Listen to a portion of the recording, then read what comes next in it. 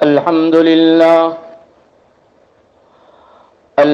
لله نحمده ونستعينه ونستغفره ونؤمن به ونتوكل عليه ونعوذ بالله من شرور أنفسنا ومن سيئات أعمالنا من يهده الله فلا مضل له ومن يضلله فلا هادي له ونشهد أن لا إله إلا الله وحده لا شريك له ونشهد أن سيدنا ونبينا وسندنا ومولانا محمدا عبده ورسوله صلى الله تعالى عليه وعلى آله وأصحابه وبارك وسلم تسليما كثيرا كثيرا أما بعد فأعوذ بالله من الشيطان الرجيم بسم الله الرحمن الرحيم قال رب بما أنعمت علي فلن أكون ظهيرا للمجرمين فأصبح في المدينة خائفا يترقب فإذا الذي استنصره بالأمس يستصرخه قال له موسى إنك لغوي مبين صدق اللہ العظیم۔ معزز سامعین کرام،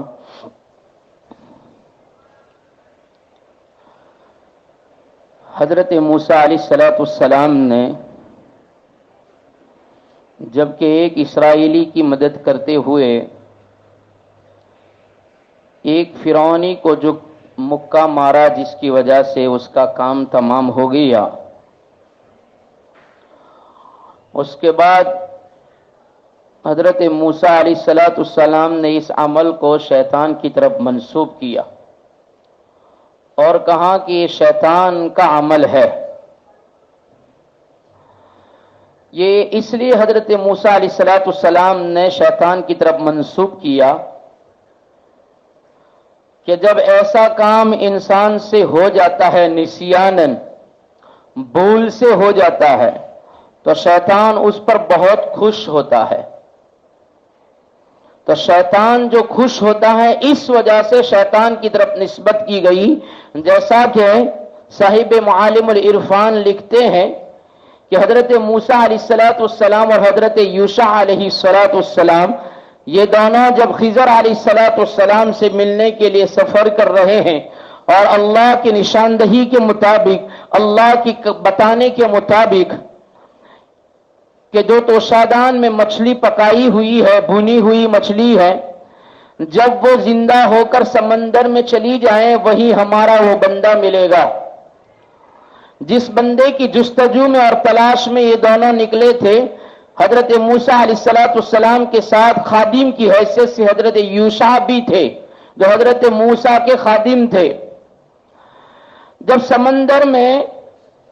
کافی آگے نکل جانے کے بعد، سمندر کے کنارے پر آگے نکلنے کے بعد حضرت موسیٰ علیہ السلام نے بھوک کے احساس کی وجہ سے جب توشادان سے کھانا مانگا، اس وقت یوشع کو یاد آیا کہ وہ مچھلی تو سمندر میں چلی گئی۔ تو اس وقت حضرت یوشع نے حضرت موسیٰ علیہ السلام نے فرمایا وَمَا أَنْسَانِهُ إِلَّا الشَّيْطَانُ أَنْ أَذْكُرَهُ، کہ یوشع نے اس وقت بھی شیطان کی طرف نسبت کر کے کہا تھا مجھ کو اس کا ذکر کرانا شیطان ہی نے بلا دیا۔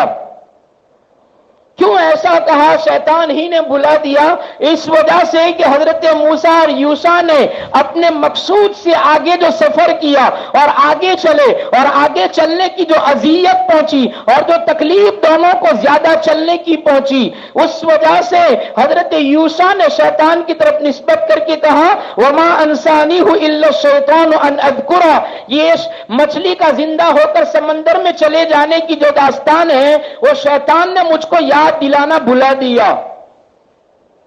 کہ شیطان اس پر خوش ہوا کہ دونوں کو زیادہ چلنا پڑا اور زیادہ چلنے کی اذیت اور تکلیف اٹھانی پڑی، اس پر شیطان خوش ہوا تھا، اس لیے شیطان کی طرف نسبت کی گئی۔ اسی طریقے سے یہاں بھی حضرت موسیٰ علیہ السلام نے اس معاملے کے ہونے پر جو نبوت سے پہلے ہوا ہے، اس معاملے کے ہونے پر اس عمل کو شیطان کی طرف منسوب کیا ہے، اور پھر فرمایا کہ شیطان انسان کا دشمن ہے ازل سے، جس دن سے اس کو اللہ نے اپنے دربار سے راندہ کیا ہے اور اس کو نکال دیا ہے، اس وقت سے وہ تو آدم کا اور ذریت آدم کا، آدم کی اولاد کا دشمن ہے، یعنی حضرت انسان کا دشمن ہے، اور کھلا ہوا بھڑکانے والا ہے، کہ بہکانے والا ہے، کہ کھلی ہوئی بہکانے میں لگا دیتا ہے۔ تو یہ شیطان کا عمل تھا جس کی وجہ سے میں نے ارادہ نہیں کیا، یہ قتل خطا تھی، قتل عمد نہیں تھی، جان بوجھ کر قتل نہیں کیا تھا بلکہ بھول سے ہو گیا تھا۔ اس کے بعد حضرت موسیٰ علیہ السلام کو جب اللہ نے معافی دے دی قتل خطا کے بعد، تو حضرت موسیٰ علیہ السلام اپنے پروردگار کا شکریہ ادا کرتے ہیں، اور شکریہ ادا کرنے کا انداز بڑا نرالا ہے، جو گزشتہ کل وقت کی قلت کی وجہ سے چھوڑ دیا گیا تھا، آج سنا دیتے ہیں کہ حضرت موسیٰ علیہ السلام نے اپنے رب کا شکریہ ادا کیا، اور شکریہ ادا کرنے کا انداز یہ ہے کہ پہلے انعامات کا ذکر فرمایا، پہلے منعم کی نعمتوں کا ذکر فرمایا، کہ وہ منعم جو اتنی ساری نعمتیں دیتا ہو، اس منعم کا شکریہ اس انداز سے ادا کیا جائے جس کو قرآن بیان کرتا ہے، کہ اس انداز سے بیان کیا قال رب بما انعمت علی فلن اکون ظہیرا للمجرمین۔ الہی شکریہ اس انداز سے تیرا کلیم ادا کرتا ہے، تیرا موسیٰ ادا کرتا ہے۔ فرعون کی نعمتیں فرعون کے گھر پر کھایا اور فرعون کے گھر پر کھا پی کر بڑا ہوا، لیکن فراموشی نہیں سیکھی، فرعون کی غذائیں کھا کر میرے اندر بے وفائی نہیں آئی، غداری نہیں آئی، منعم کو نہیں بھولتا، تو نے یہ سارا تو نے ہی کھلایا پلایا، فرعون کے گھر تک پہنچانے میں بھی تیری ہی انعامات ہیں۔ قال رب بما انعمت علی، وہ کون سی نعمتیں تھی جن کا ذکر حضرت موسیٰ فرماتے ہیں اور ان نعمتوں کا واسطہ دیتے ہیں، ان نعمتوں کی قسم کھا کر کہتے ہیں فلن اکون ظہیرا للمجرمین، آج کے بعد کبھی بھی کسی مجرم کا ساتھ نہ دوں گا، کسی مجرم کی مددگاری نہ کروں گا، کسی مجرم کو پشت پناہی نہ دوں گا۔ یہ کیوں حضرت موسیٰ علیہ السلام نے کہا؟ وہ نعمتیں کون سے تھی؟ مفسرین فرماتے ہیں حضرت موسیٰ کا پیدا ہونا، عجوبہ انداز سے پیدا ہونا، اور سب سے نرالے انداز میں پیدا ہونا، اور خلاف عقل خلاف طبیعت ان کا پیدا ہونا، یہ بھی تو اللہ کا ایک انعام ہے۔ بچوں کی قتل ہونے کی سال میں پیدا ہونا اور اس وقت میں ان کی حفاظت کرنا، یہ بھی اللہ کی نعمت ہے۔ اور ماں کی گود سے تابوت میں رکھ کر جب سمندر کی موجوں کی نظر کر دیا، سمندر کی موجیں تھپیرے لگا رہی ہے، اللہ نے سمندر میں ڈوبنے سے اور سمندر میں غرق ہونے سے بچایا، یہ بھی تو اللہ کی نعمت ہے۔ समंदर से निकलने के बाद जालिम के घर पर पहुंचना, और सबके नजरिए ये हैं, सबकी कयास ये है, सबकी अकलें कहती है ये इस्राएली बच्चा मालूम होता है, उसको कत्ल कर दिया जाए, और सबके सामने छोटे से बच्ची को कत्ल से बचा लेना, फिरौन के जुल्म से बचा लेना, ये भी तो अल्लाह का इनाम है। और फिर सबके दूध को कबूल न करके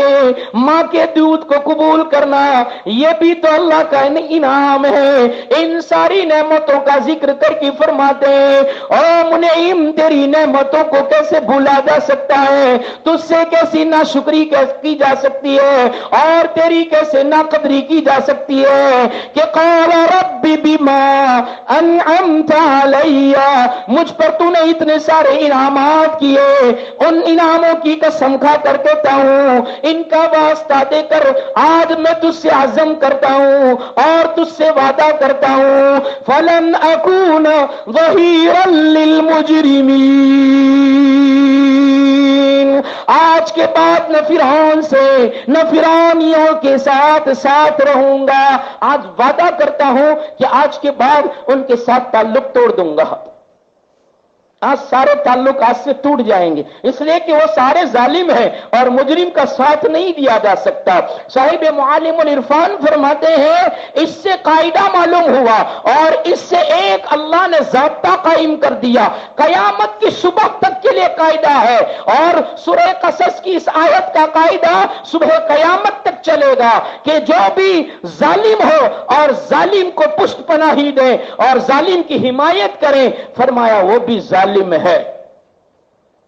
हदीस शरीफ में अल्लाह के रसूल सल्लल्लाहु अलैहि वसल्लम ने फरमाया, अल्लाह की लानत है उस शख्स पर जो किसी जालिम का साथ देता है, जो किसी जालिम को पनाह दे और किसी जालिम की मदद करे, अल्लाह की उस आदमी पर लानत हुआ करती है। हजरत अब्दुल्ला इब्न अब्बास रदियल्लाहु तआला अन्हुमा की रिवायत है, जामिउस सगीर में उसको बयान फरमाया गया। जामिउस सगीर की यह रिवायत रावी है अब्दुल्ला इब्न अब्बास रदियल्लाहु तआला अन्हुमा। अल्लाह के रसूल सल्लल्लाहु अलैहि वसल्लम ने फरमाया,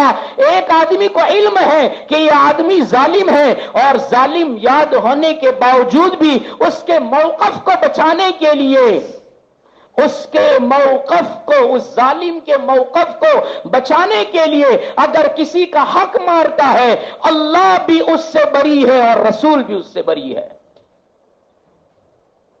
अब्दुल्लाह इब्न उमर रदियल्लाहु तआला अन्हुमा फरमाते हैं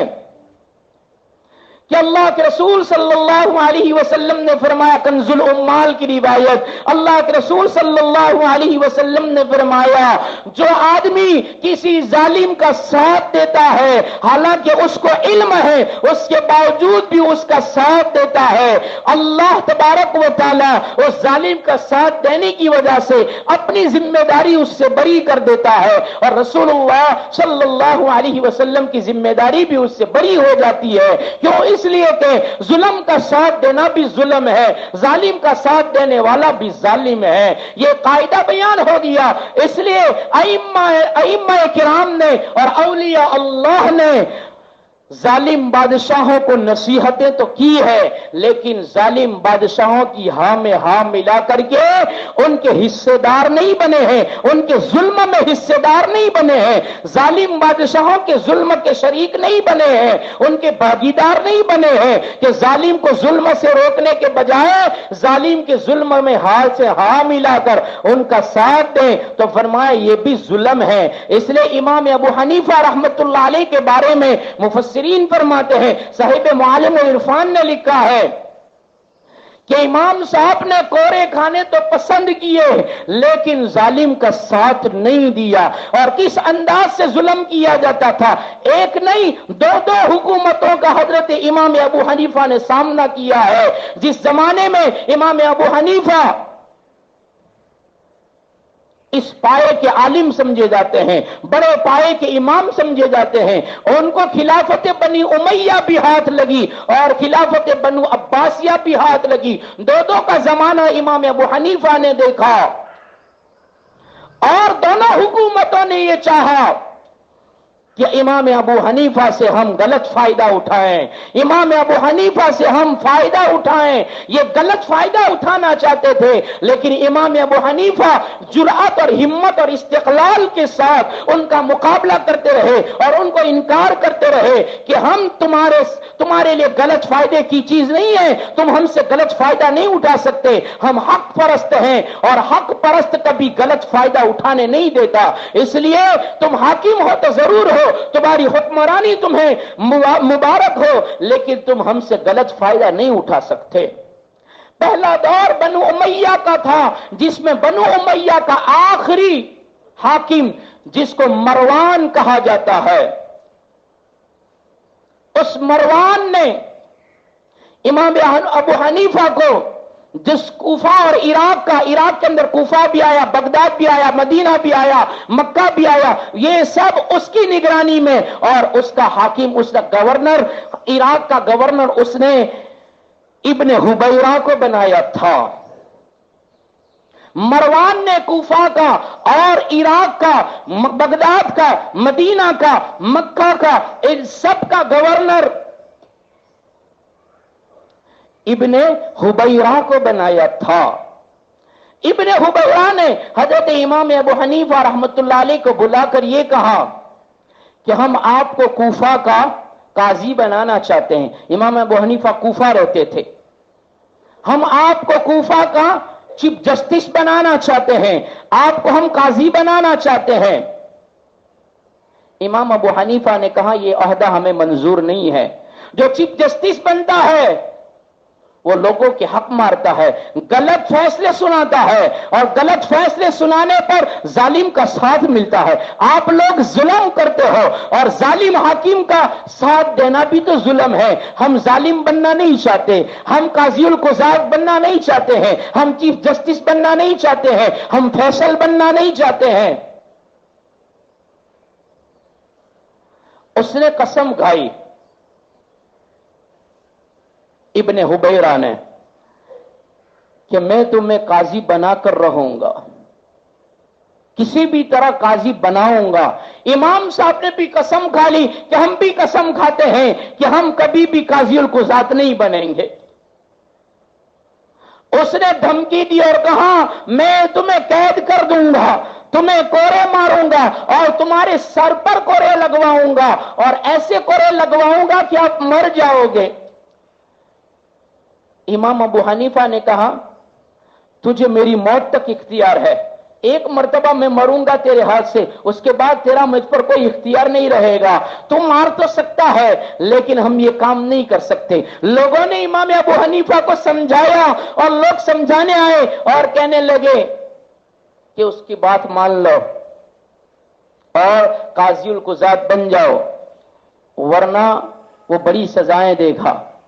کوڑے لگوائے گا۔ امام صاحب نے کہا اس کے کوڑے کھانا میرے لیے آسان ہے، آخرت میں ہتھوڑے کھانے سے اس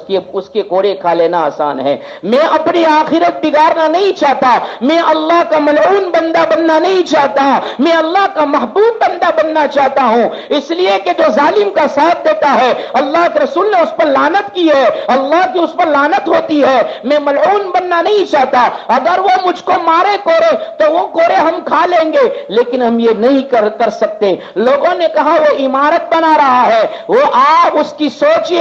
کہ عمارت کی جتنی اینٹیں ہوا کرتی ہے وہ ساری اینٹیں آپ کے پاس گنوانا چاہتا ہے۔ امام ابو حنیفہ نے فرمایا اگر وہ مسجد کے دروازے گننے کو کہے تو ہم یہ کام بھی نہیں کر سکتے، اس لیے کہ ہم ظالم کا کوئی کام کرنا ہی نہیں چاہتے، ہم اس کے مسجد کے دروازے بھی گننا نہیں چاہتے۔ وہ اگر یہ حکم کہیں کہ اینٹیں نہیں صرف دروازے گن دو تو دروازے بھی میں گننے کے لیے تیار نہیں۔ جب یہ پیغام ابن حبیرہ کو پہنچایا گیا کہ ابو حنیفہ تو اتنا بالکل مستعد ہے اور اتنا جمع ہوا ہے، اس کے پاس تو ایسا استقامت ہے کہ وہ تو یہ کہتا ہے کہ کچھ بھی ہو جائے قاضی القضات نہیں بنیں گے، وہ ایک دم غصے میں تل ملانے لگا اور بھڑک گیا اور امام ابو حنیفہ کو بلایا اور بلا کر کہنے لگا اتنی جرأت، اتنی ہمت۔ بعض لوگوں کو ہوتا ہے کوئی ان کے سامنے بولے تو ان کی ناک کٹ جاتی ہے، تو وہ کہنے لگا ابو حبیرہ ابن حبیرہ کہ ابو حنیفہ تیری اتنی ہمت، ہمارے ملک میں رہے، ہماری تنخواہیں لے، ہم تنخواہ دے، ہماری تنخواہوں پر پلے، ہمارے پگار پر تو پلے، اور تو ہمارے سامنے جرأت دکھاتا ہے، ہمت دکھاتا ہے، اور تو اتنے تیور دکھاتا ہے۔ امام ابو حنیفہ رحمت اللہ علیہ سے وہ غصے میں کہنے لگا، تو ہمارے سامنے روبرو کر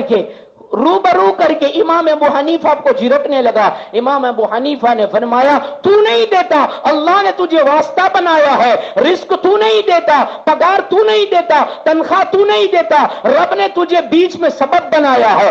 بیچ میں تجھے واسطہ بنایا ہے، دینے والا رب ہے۔ جب تیرے یہاں کی روزی اٹھ جائے گی، تیرے یہاں کی تنخواہ کا نصیبہ اٹھ جائے گا، رب مجھے یہاں سے اٹھا کر کہیں اور بیچ دے گا۔ امام ابو حنیفہ بھی جرأت سے اس سے بات کرنے لگے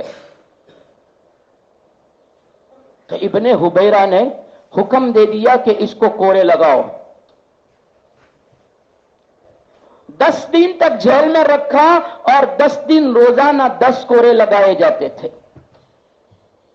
10 کوڑے لگائے جاتے۔ جب آخری دن آیا، 10واں دن آیا تو 20 کوڑے لگوائے۔ امام ابو حنیفہ رحمت اللہ علیہ 20 کوڑے کھانے کے بعد ابن حبیرہ سے کہنے لگے، حبیرہ یہ آنکھوں میں سے نکلنے والے آنسوؤں کو دیکھ، بدن کی چمڑی کے پھٹنے کے بعد نکلنے والے خون کو دیکھ، تو ایک بے قصور پر ظلم کرتا ہے، اور بے قصوروں پر ظلم کرنے والے کا قاضی بننے کو تو مجھے کہتا ہے۔ جب ایک قاضی القضات بننے سے انکار کرنے والے پر اتنا ظلم کیا جاتا ہے تو سوچ تو نے اپنی حکومت میں کتنے بے قصوروں پر ظلم کیے ہوں گے۔ پھر اس کے بعد امام ابو حنیفہ نے روتی ہوئی آنکھوں سے، بہتے ہوئے آنسوؤں کی برسات میں کہا، سن ابن حبیرہ، میں تیرے سامنے کھڑا ہوں، تجھے اللہ کے سامنے کھڑا ہونا ہے۔ جب میں تیرے سامنے کھڑا ہوا، تیرے پاس آج اقتدار ہے، آج تیرے ہاتھ میں حکومت کی باغدار ہے، آج تو مجھ پر ظلم کرتا ہے، مجھ پر جبر کرتا ہے، اور مجھ سے سوال کرتا ہے، مجھ سے پوچھتا ہے کہ کیوں انکار کرتا ہے۔ کل رب تجھے کھڑا کرے گا اور رب کے سامنے، رب کی حضوری میں کھڑا ہوگا، رب میرے بارے میں تجھ سے پوچھے گا کہ بے قصور پر ظلم کیوں کیا تھا۔ ابن حبیرہ تو کیا جواب دے گا جب امام ابو حنیفہ کی اس تقریر کو خون میں لطپت امام ابو حنیفہ اور ظلم میں لطپت امام ابو حنیفہ نعمان ابن ثابت جب ابن حبیرہ کے سامنے تقریر کرتے ہیں، ابن حبیرہ ایک دم ٹھنڈا پڑ گیا اور اس نے جلاد کو کہا، کوڑے مارنا بند کر دو، کوڑے مارنا بند کر دو، اس کو جیل میں واپس کر دو، قید خانے میں واپس کر دو۔ امام ابو حنیفہ واپس اپنے قید خانے میں پہنچے، زخمی حالت ہے، رب سے التجا کر رہے ہیں۔ ادھر رات ہوئی، رات میں ابن حبیرہ سویا ہوا تھا، سپنے میں محمد رسول اللہ صلی اللہ علیہ وسلم آئے۔ ابن حبیرہ کب تک ظلم کرے گا؟ کون کہتا ہے؟ نبی کہتے ہیں، کب تک ظلم کرے گا؟ کیا تو نے قرآن نہیں پڑھا؟ فلن اکون ظہیرا للمجرمین، موسیٰ نے کہا تھا میں کبھی مجرمین کا ساتھ نہ دوں گا، ظالم کا ساتھ نہ دوں گا۔ ارے جب وہ کہتا ہے ظالم کا ساتھ دینا لعنت کا سبب ہے، تو پھر تو اس پر ظلم کر کے کیوں ملعون بنتا ہے؟ کیوں بے قصور پر ظلم کرتا ہے؟ کیا تجھے آخرت کا استحضار نہیں ہے؟ کیا تجھے مرنے کا استحضار نہیں ہے؟ کیا تو نہیں مرے گا؟ کیا تجھے موت نہیں آئے گی؟ ظلم کرتے وقت بھول جاتا ہے کہ رب کے سامنے باز پرس ہوگی، رب کے سامنے زندگی کا حساب دینا ہے، ایک ایک ظلم کا حساب لیا جائے گا۔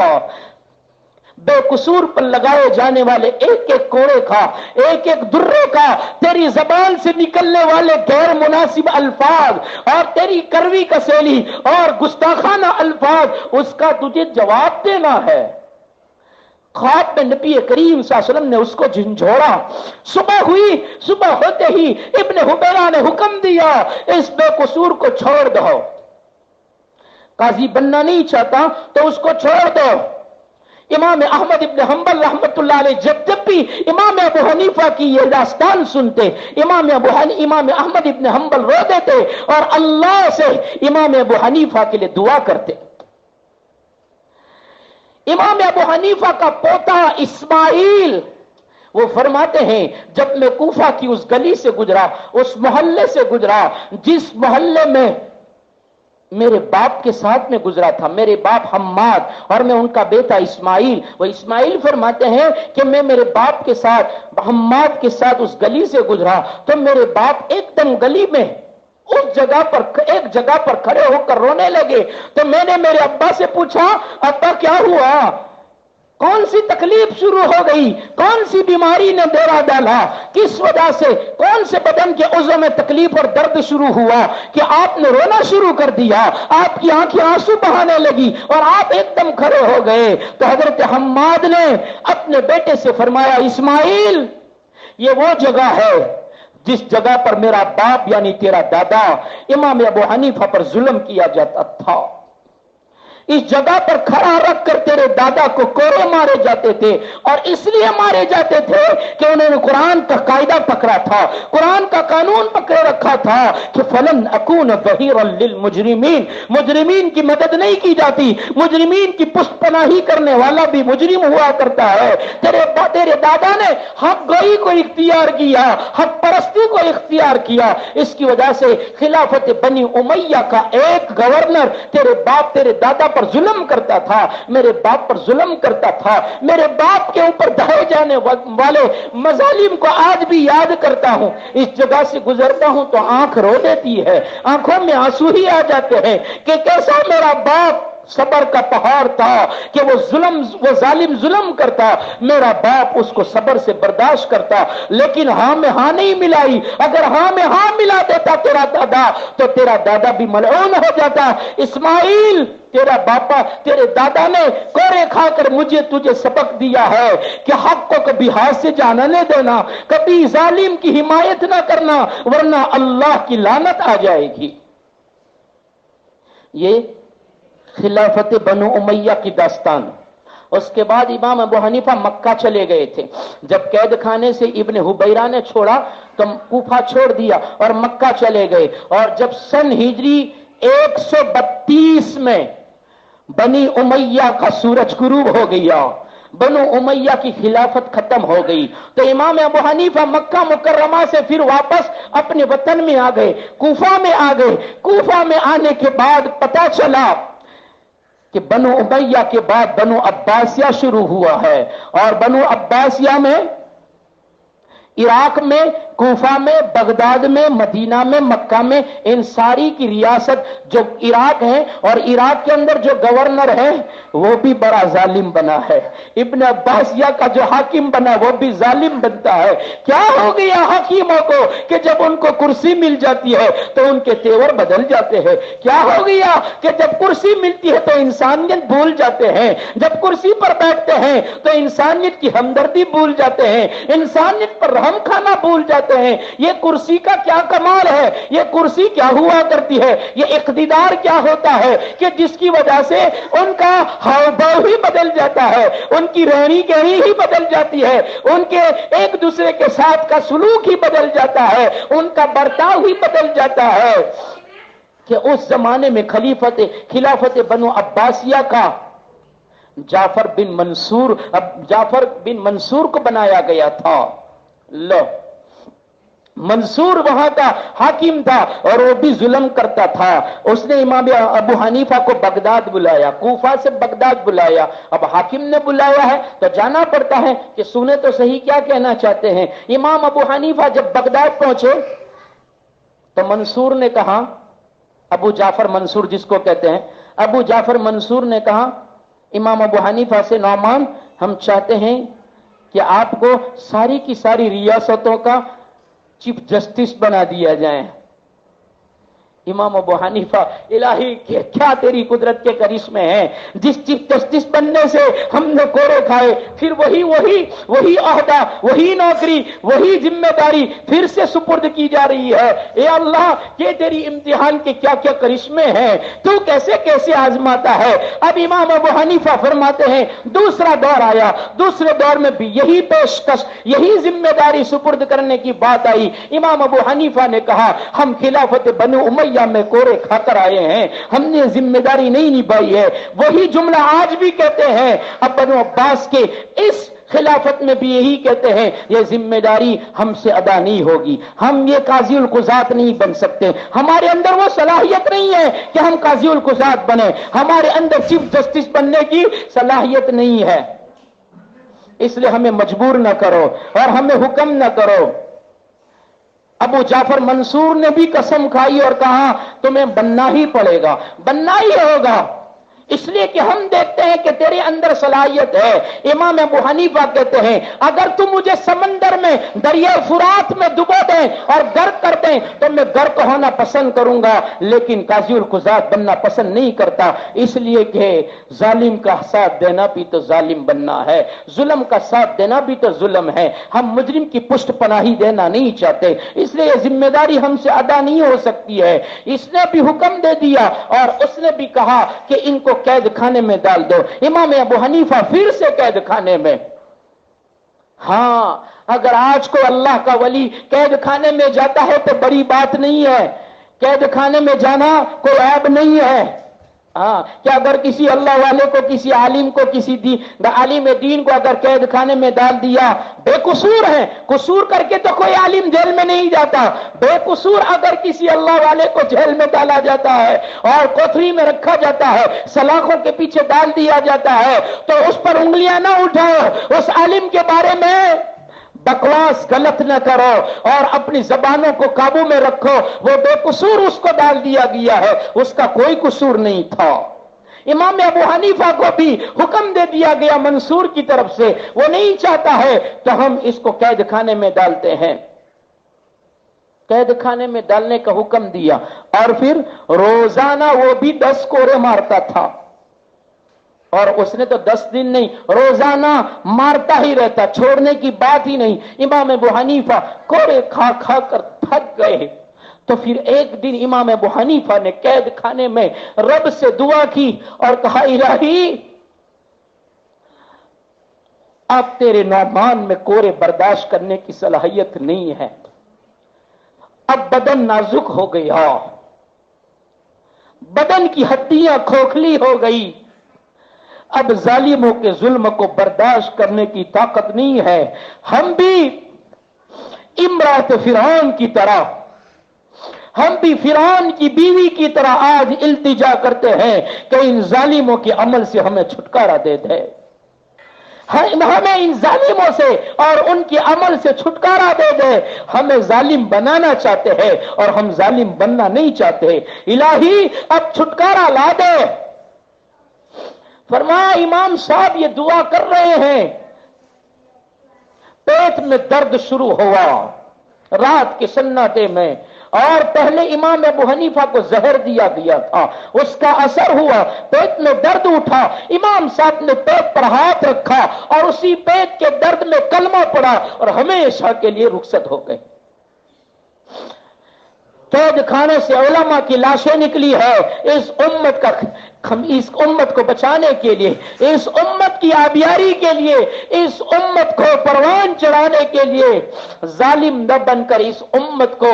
मजलूमियत से निकालने के लिए और जालिम का साथ न देने का सबक देने के लिए अपनी जाने कैद खाना में दी है। जनाजा बाहर लाया गया, हजारों लाखों लोगों ने इमाम अबू हनीफा की जनाजे की नमाज पढ़ी और यह हमेशा के लिए हक परस्त सूरज गुरूब हो गया। ये दो दास्तानें इमाम अबू हनीफा की मुफस्सिरीन ने दर्ज फरमाई, इसी आयत के तहत में, इसी कानून के तहत में मैंने भी सुनाई और एक दास्तान सुनाई है, वो भी सुना देते हैं। उसके बाद इमाम मालिक रहमतुल्लाह अलैह का जमाना आया। 4 इमाम है ना, अबू हनीफा, इमाम शाफी, इमाम मालिक और इमाम अहमद इब्न हंबल। یہ 4 امام ہیں، اس میں سے ایک امام امام مالک ہے، جو عربی لوگ جن کی اقتدا کرتے ہیں، عربستان والے جن کی اقتدا کرتے ہیں مالکی. تو فرمایا امام مالک کا زمانہ آیا، یہی منصور ہے، یہی ابو جعفر منصور ہے. امام ابو حنیفہ کے بعد امام مالک کا نمبر آیا، امام مالک کی باری آئی. امام مالک نے بھی ان لوگوں کا ساتھ دیا جو حق پرست تھے. مدینہ منورہ میں ایک آدمی تھا جو اللہ والا تھا، جس کا نام محمد تھا، محمد نفس الزکیہ جس کو کہا جاتا تھا، محمد النفس الزکیہ. وہ آدمی حق پرست تھا. امام مالک نے منصور کے خلاف علم برداری کی، علم اٹھایا اور کہا منصور ظلم کرتا ہے. محمد یہ سادات میں سے ہیں، سیدوں میں سے ہیں، اہل بیت میں سے ہیں، نبی کی اولاد میں سے ہیں، اور منصور اہل بیت کی گستاخی کرتا ہے، منصور سادات کی گستاخی کرتا ہے، اور حکومت کا اور خلافت کا حقدار یہ سادات لوگ ہیں، یہ سید لوگ ہیں. محمد زکیہ جو ہے وہ اس کے حقدار ہے. مالک بن امام مالک نے یہ حکم دیا اور یہ فتویٰ دیا. منصور نے امام مالک کو فرمایا، لوگوں سے امام مالک نے فرمایا تم لوگ منصور کا ساتھ نہ دو، منصور کا ساتھ نہ دو، محمد زکیہ یہ اصل حکومت اور خلافت کے حقدار ہیں. تو لوگوں نے کہا ہم نے تو منصور کے ہاتھ پر بیعت کر لی ہے. تو امام مالک نے فرمایا منصور نے زبردستی جبری طور پر تم سے بیعت لی ہے، اور شریعت کا قانون ہے کہ زبردستی جو کام کرایا جائے شریعت میں اس کا کوئی اعتبار نہیں ہوتا ہے. اگر کوئی امام مالک کا مسلک یہ ہے کہ کوئی زبردستی طلاق لے تو جبری طلاق بھی طلاق واقع نہیں ہوتی ہے. امام ابو حنیفہ کے نزدیک جبری طلاق کی اقسام بتائیں، کوئی تلوار دکھائیں، چھڑا دکھائیں کہ طلاق دے دے ورنہ مار دوں گا، تو اس وقت اپنی جان بچانے کے لیے اگر طلاق دے دیتا ہے تو طلاق ہو جاتی ہے. ورنہ کوئی کہے کہ طلاق دے دے، ہم تجھے کہتے ہیں ہم ہمارے کہنے پر تجھے طلاق دینی پڑے گی، ایسی زبردستی سے اگر کوئی طلاق دیتا ہے تو طلاق نہیں ہوتی امام ابو حنیفہ کے نزدیک. لیکن امام مالک کا مسلک یہ ہے کہ اگر کوئی زبردستی کرے اور طلاق دینے کو کہے اور طلاق دے تو طلاق نہیں ہوتی ہے. امام ابو حنیفہ امام مالک نے یہ حکم دیا، جبری طلاق نہیں ہوا کرتی. جب منصور کو یہ بات بتائی گئی کہ مالک ان کا ساتھ دیتے ہیں اور انہوں نے یہ مسئلہ بتایا ہے، تو منصور نے مدینہ منورہ میں جو گورنر بنایا گیا تھا اس کو معزول کر کے، اس کو ہٹا کر کے اپنے چچا زاد بھائی کو مدینہ کا سرپنچ، مدینہ کا گورنر، مدینہ کا چودھری بنا کر بھیجا اور کہا کہ تم وہاں کے مکھیا بن کر جاؤ، وہاں کے سی ایم بن کر جاؤ، اور وہاں جا کر تمہیں وہاں مدینہ میں گورنری کرنا ہے. جس کا نام جعفر بن سلیمان تھا. جعفر بن سلیمان یہ ابو جعفر منصور کا چچا زاد بھائی تھا. منصور نے جعفر بن سلیمان کو مدینہ کا گورنر بنا کر بھیجا. اس نے مدینہ میں آ کر اثر نو لوگوں سے بیعت لینا شروع کی اور امام مالک سے کہا، جعفر بن سلیمان نے، مالک سنو، یہ جبری طلاق کے بارے میں جو آپ نے فتویٰ دیا ہے ایسے فتوے نہ دو. لو، لوگ آج بھی ایسا ہی کرتے ہیں، ان کی جی کی بغاوت کا اگر مسئلہ ہو تو قبول ہے، اور اگر ان کی پوچھنے کے مطابق مسئلہ نہ ہو تو مول صاحب بھی نہیں اچھے، مفتی بھی نہیں اچھا، اور فتویٰ بھی نہیں اچھا. اور پھر لوگ کہتے ہیں یہ 50 روپے والے مفتی ہے، اور کہتے ہیں کہ یہ نئے نئے مفتی تب پیدا ہوتے ہیں تو نئے نئے مسئلے نکالتے ہیں. شریعت میں تبدیلیاں نہیں ہوتی ہے، مسئلے تو وہی رہتے ہیں. جو پرانے مفتی بتاتے تو وہی مسئلہ ہوتا ہے، نیا مفتی بھی وہی بتاتا ہے. تو فرمایا کہ مسئلہ کہنا بند کر دو اور ایسے فتوے نہ دو. امام مالک نے کہا یہ کہاں کی بات آئی، یہ کیسا ظلم، شریعت بھی بدل دیں، تمہارے کہنے پر شریعت بھی بدل دیں، تمہارے کہنے پر قانون بھی بدل دیں، تمہارے کہنے پر مسئلہ بھی بدل دیں، تمہارے کہنے پر فتویٰ بھی بدل دیں. اگر تمہاری ہاں میں ہاں ملائیں تو اچھے، اور اگر تمہاری ہاں میں ہاں نہ ملائیں تو ہم برے، اس لیے فتویٰ بدل دیں. فتویٰ نہیں بدلا جا سکتا، کوئی بھی ہو فتویٰ تو وہی رہے گا، جو فتویٰ ہے جو مسئلہ ہے وہی رہے گا. اس نے حکم دے دیا کہ مالک، امام مالک کو 70 کوڑے مارو. لو، जाफर बिन सुलेमान ने मदीना में हुक्म दिया, नबी के दियार में पाक जगह पर, मुकद्दस जगह पर इमाम मालिक को, मस्जिद नबी में दर्स देने वाले को, मस्जिद नबी के मुदर्रिस को, मस्जिद नबी के उस्ताद को, उस्ताद हदीस को, इतने बड़े फकीर को हुक्म दिया कि उसको 70 कोरे लगाओ और कहा उनको मेरे पास पहले लाओ। जब अमारत में लाया गया,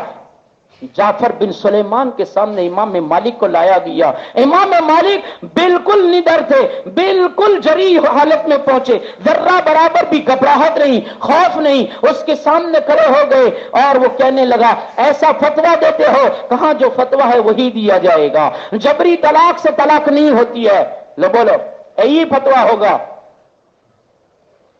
जबरदस्ती अगर तुम किसी की बैत लोगे तो वो बैत मंजूर नहीं होगी।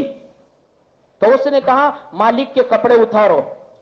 इमाम मालिक का कुर्ता उतार दिया गया और कुर्ता उतारने के बाद जाफर बिन सुलेमान ने हुक्म दिया कि इनको कोरे लगाओ। 70 कोरे लगाए, पूरी की पूरी पुष्ट खून से लहूलुहान हो गई, यहां तक के कंधे नीचे हो गए और कंधे झुक गए और कंधों के ऊपर इतने कोरे लगाए हैं कि कंधे से लेकर नीचे तक की सारी चमड़ी से लहू निकलने लगा, खून निकलने लगा, लहूलुहान हो गए। और फिर उस पर बस नहीं किया, मंसूर ने ये जाफर बिन सुलेमान ने हुक्म दिया, उसको ऊंट पर बिठाओ और ऊंट पर बिठाकर मदीना की गलियों का चक्कर लगाओ और लोगों को बताओ कि जो हमारे खिलाफ होगा उसका वही असर होगा जो इमाम मालिक का हुआ है। जब हम इतने बड़े आलिम को नहीं बख्शते तो किसी और को तो हम कैसे बख्शेंगे? जब जालिम जुल्म पर उतरता है तो वो छोटा भी नहीं देखता, बड़ा भी नहीं देखता, अल्लाह वाले को भी नहीं देखता और जाहिल और अनपढ़ को भी नहीं देखता। इमाम मालिक को ऊंट पर बिठाया गया, इतने बड़े फकीर को, इतने बड़े आलिम को।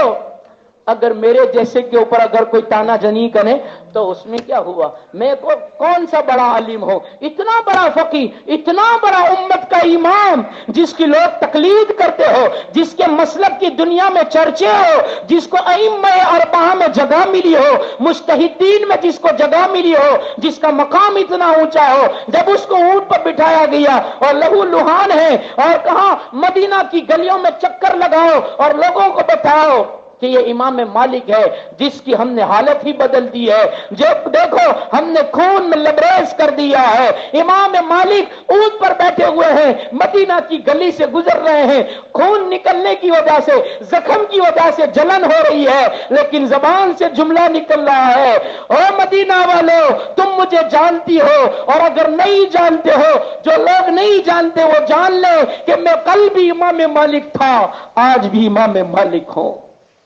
कल भी वही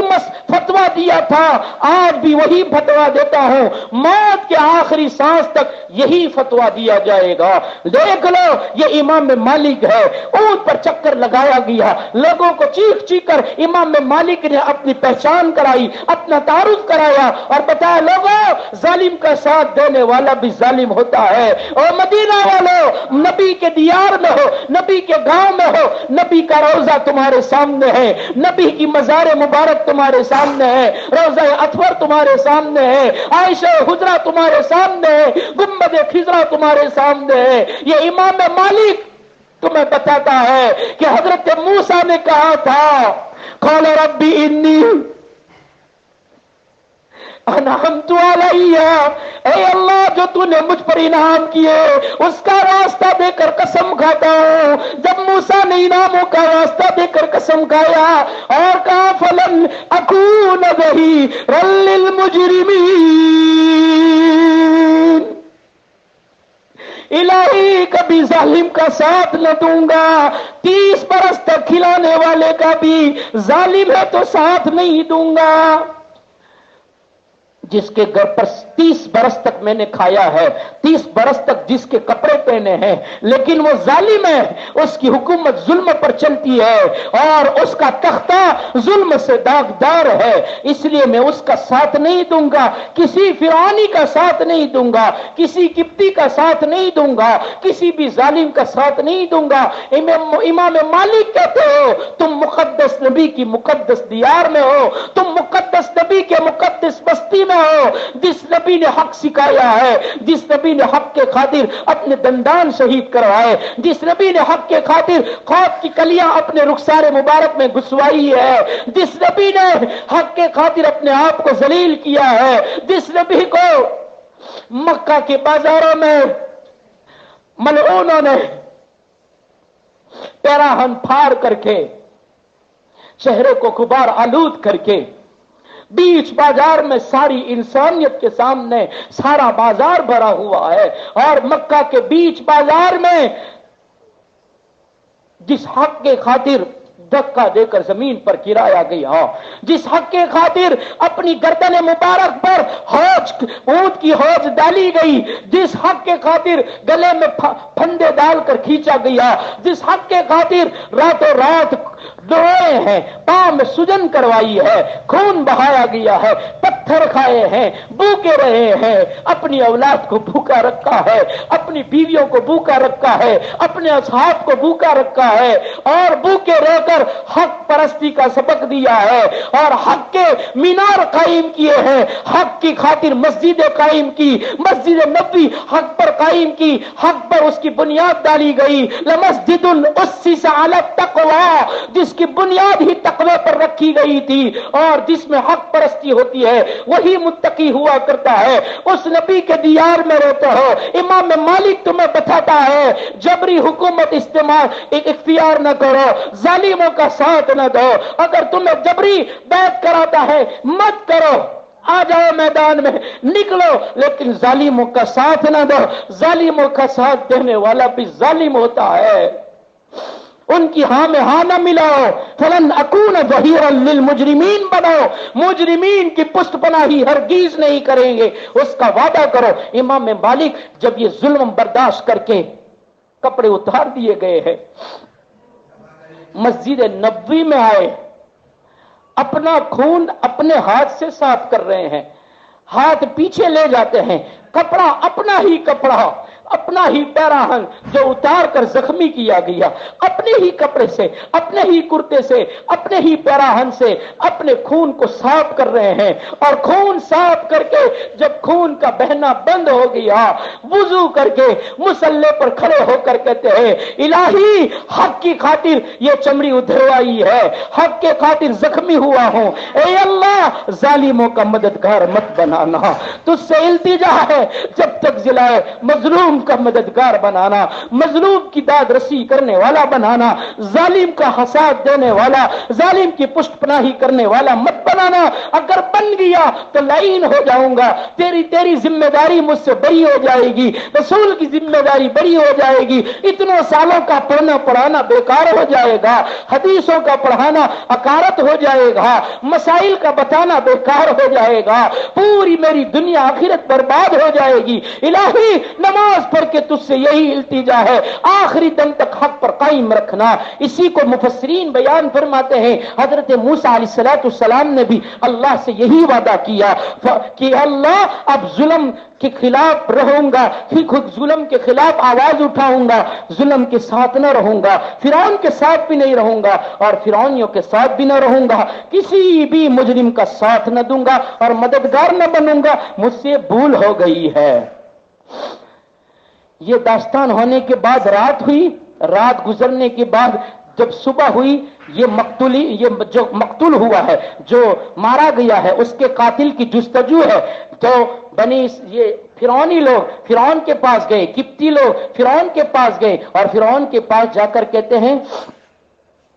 हमारा एक बंदा मारा गया है और उसको मारने वाले का पता नहीं चलता, लगता है इस्राएली के सिवा कोई नहीं हो सकता, कोई इस्राएली होगा जिसने हमारे आदमी को मारा है। हम आपके पास दादरसी चाहते हैं, हम फरियादी बनकर आए हैं, हमें इंसाफ चाहिए, हमें बदला चाहिए, हम इंतकाम लेना चाहते हैं, हम हमारे आदमी का बदला लेना चाहते हैं, ये इस्राएली ही कर सकता है। तो फिरौन ने कहा जाओ तुम तलाश करो, اس قاتل کو تلاش کرو، قاتل مل جائیں اس کو میرے پاس لاؤ، میں تم سے وعدہ کرتا ہوں کہ اس کو ضرور سزا دوں گا، اور ایسی سزا کہ اس نے مارا ہے ہم موت کی سزا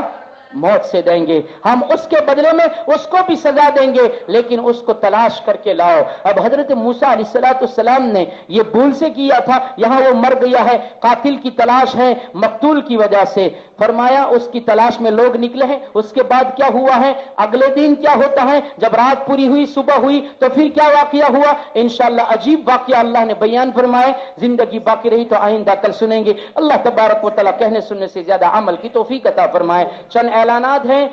کہ ایک مسلم بھائی کی جانب سے جمعہ مسجد میں 5,000 روپے، مسجد آمینہ میں 5,000 روپے، مسجد احمد میں 5,000 روپے اور مسجد زکریا میں 5,000 روپے۔ ایک مسلم بھائی کی جانب سے جمعہ مسجد میں 500 روپے، مدرسہ محمدیہ میں 500 روپے، قبرستان میں 500 روپے۔ صفوان بھائی دوب کی جانب سے جمعہ مسجد میں 500 روپے، مسجد آمینہ میں 500 روپے اور مسجد احمد میں 500 روپے۔ کلثوم بانو ادریس صالح کی جانب سے جمعہ مسجد میں 1,000 روپے۔ ایک مسلم بھائی کی جانب سے جمعہ مسجد میں 2,000 روپے، مدرسہ محمدیہ میں 2,000 روپے، قبرستان میں 2,000 روپے، مسجد آمینہ میں 2,000 روپے اور مسجد احمد میں 1,000 روپے۔ یوسف بھائی کی جانب سے مسجد آمینہ میں 500 روپے اور مسجد زکریا میں 500 روپے۔ حافظ ایوب بھائی پٹھان کی جانب سے مسجد آمینہ میں 1,000 روپے۔ حجیانی عابدہ بہن کی جانب سے مدرسہ محمدیہ میں 2,000 روپے۔ اسی طریقے سے ایک مسلم فیملی کی جانب سے قبرستان میں 500 روپے اور مسجد آمینہ میں 500 روپے۔ اسی طریقے سے اسحاق بھائی پوچھیا کی جانب سے جمعہ مسجد میں 1,000 روپے اور قبرستان میں 1,000 روپے موصول ہوئے ہیں۔ اللہ تبارک و تعالیٰ ان تمام کی عطیات کو قبول فرما کر دارین میں بہترین بدلہ عطا فرمائے، مرحومین کی مغفرت فرما کر جنت الفردوس میں اعلیٰ سارا مقام نصیب فرمائے۔ درود شریف پڑھ لیں۔ بسم اللہ الرحمن الرحیم۔ الحمد لله رب العالمين والعاقبة للمتقين والصلاة والسلام على سيد الأنبياء والمرسلين صلى الله تعالى عليه وعلى آله وأصحابه أجمعين يا أرحم الراحمين ويا أكرم الأكرمين يا ذا الجلال والإكرام نستغفر الله ربنا من كل ذنب ونتوب إليه۔ اے اللہ ہم سب اجتماعیت کے ساتھ توبہ کرتے ہیں، یا اللہ ہمیں توبہ ہماری توبہ قبول فرما لیجئے، ہمیں معاف فرما دیجئے، یا اللہ جرموں کا اقرار اور اعتراف ہے، یا اللہ ہمارے جرائم نے، ہماری گناہوں نے، ہماری نافرمانیوں نے، ہماری حکم عدولیوں نے، ہماری عیاشیوں نے ہمیں دکھی کر دیا ہے، یا اللہ پوری دنیا میں ہمیں ذلیل کر دیا ہے اور خصوصاً اس ملک میں ہم ذلیل ہو گئے ہیں۔ اے اللہ ہماری ذلت یا عزتوں میں بدل دیجئے، یا اللہ آپ کے سوا کوئی نہیں ہے۔ اے اللہ بندے تو ہمارے سوا آپ کے پہلے بھی تھے، آج بھی ہے، قیامت تک بندے تو آتے رہیں گے، لیکن مولا معبود نہ پہلے کوئی تھا آپ کے سوا، نہ آج آپ کے سوا کوئی ہے اور نہ قیامت تک آپ کے سوا کوئی معبود ہو سکتا ہے۔ اور معبود یہ سارے عابدین آپ کے سامنے آئے ہیں، اور جمعہ کا مبارک دن ہے، دعا کی قبولیت کی گھڑیاں ہیں، یا اللہ رمضان کا مبارک مہینہ ہے، رحمت والے عشرے کا دن ہے، یا اللہ افطاری کی تیاریاں ہیں، یا اللہ اجابت دعا کا وقت ہے۔ اے اللہ وہ گھڑی جمعہ کے دن کی اکثر فرماتے ہیں عصر کے بعد مغرب سے پہلے سورج غروب ہونے سے پہلے وہ گھڑی آتی ہے جس میں دعا قبول ہو جاتی ہے، یا اللہ وہ گھڑی ہمیں اس وقت دے دیجئے